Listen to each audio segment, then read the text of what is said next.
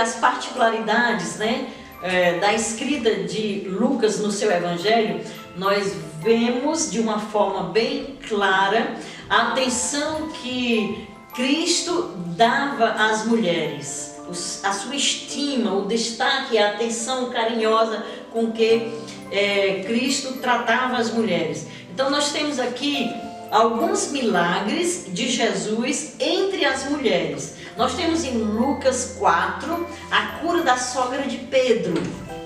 Nós temos em Lucas 8 a ressurreição da filha de Jairo. Nós temos em Lucas 8:43 a cura da mulher com hemorragia. Lucas 7, a ressurreição do filho da viúva de Naim. E em Lucas 13 nós temos a cura de uma mulher possessa de um espírito de enfermidade. Lucas é o evangelho devocional que ressalta muitos ensinos acerca da oração. Nós vamos ver em Lucas 3 parábolas sobre a oração, que não se encontram nos outros evangelhos sinópticos. São estas parábolas. O amigo à meia-noite, aquele amigo importuno que vem pedir pão à meia-noite. Jesus está a falar da persistência na oração. A parábola do juiz injusto, isso está em Lucas capítulo 18, de 1 a 8. Também sobre a persistência, o desafio de perseverarmos em oração. E o publicano, a leitura do fariseu e do publicano. O publicano, o pecador quebrantado, que reconhece a sua condição de miserável, carente da graça do Senhor. E o publicano autossuficiente, cheio de autojustiça. São essas 3 parábolas sobre a oração que não se encontram no Evangelho de Marcos nem de Mateus. O Evangelho de Lucas também contém as orações de Jesus. Oração em seu batismo, em Lucas 3:21. Oração no deserto, Lucas 5:16. A oração de Jesus antes da escolha dos 12 discípulos, isso está em Lucas 6, a partir do versículo 12. A oração durante a transfiguração, quando Jesus resplandeceu em glória na presença de Elias e Moisés, representando os profetas e a lei. E aqui está Jesus era o sacerdote. A oração de Jesus antes de ensinar a oração do Pai Nosso, Lucas 11. A oração intercessória de Jesus por Pedro. E a oração de Jesus no Getsemane, Lucas capítulo 22:44. E a oração amorosa de Jesus na cruz do Calvário, pedindo que o Pai não considerasse a maldade, a perversão daqueles que estavam ali lhe crucificando, porque eles não sabiam o que estavam a fazer, né? Fazendo. No gerúndio, como diz os brasileiros, e a fazer, como diz os nossos portugueses. Agora nós estamos caminhando para o final do nosso estudo nessa tarde, e nós temos aqui 3 questões para refletirmos juntas. Lucas mostra-nos que Jesus se constituía uma ameaça para os ricos e poderosos, ao passo que representava uma viva esperança para os pobres, doentes e negligenciados. Pergunto-vos, queridas alunas, se Jesus viesse hoje, como esses 2 grupos, os ricos e poderosos e os pobres e doentes, como esses 2 grupos em nossa sociedade iriam interagir com a sua pessoa? Essa é fácil.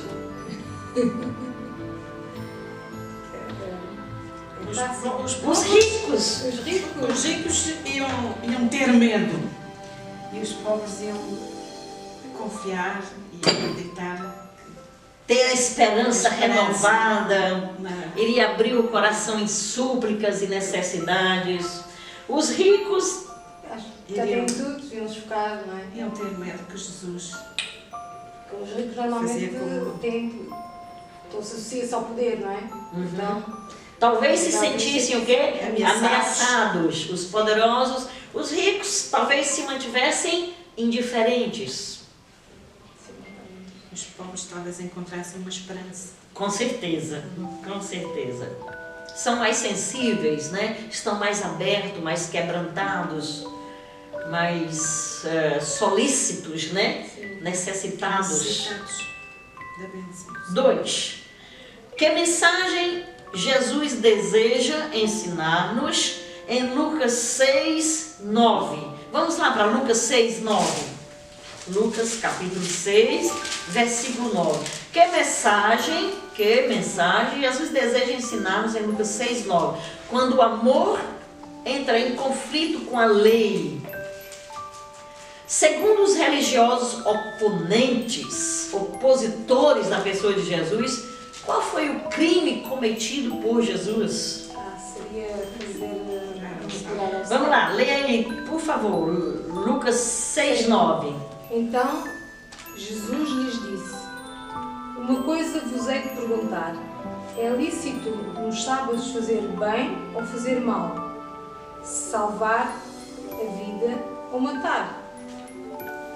O que é que Jesus está querendo nos ensinar especificamente neste versículo?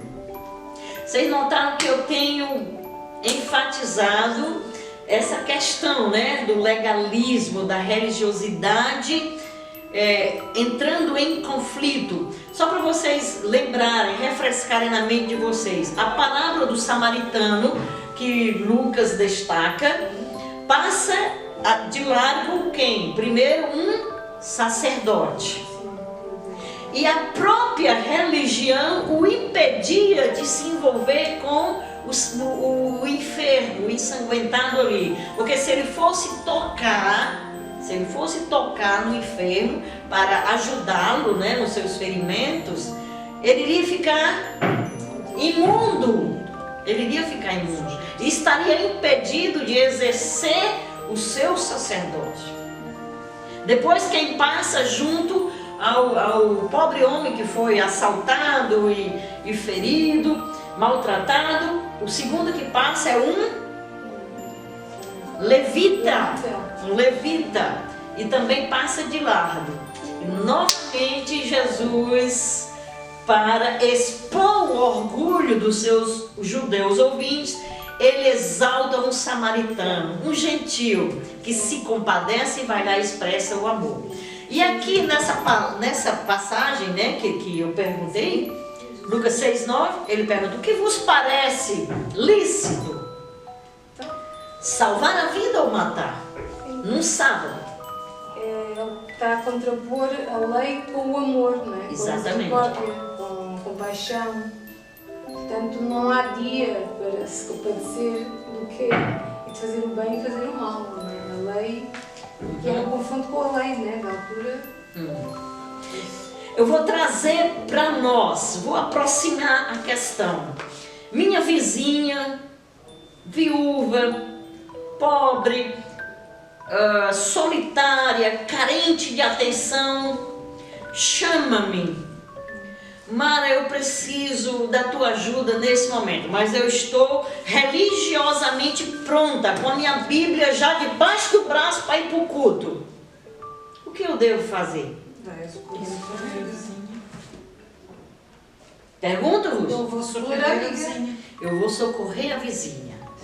Mas religiosos da época de Jesus iriam dizer para ela: desculpa, eu estou de saída para a igreja. Mais tarde eu te visito. O que Jesus quer dizer, queridos, é que nunca a nossa devoção deve nos impossibilitar, deve nos impedir de fazer o bem, demonstrar o amor, fazer justiça, caridade. Está claro essa mensagem?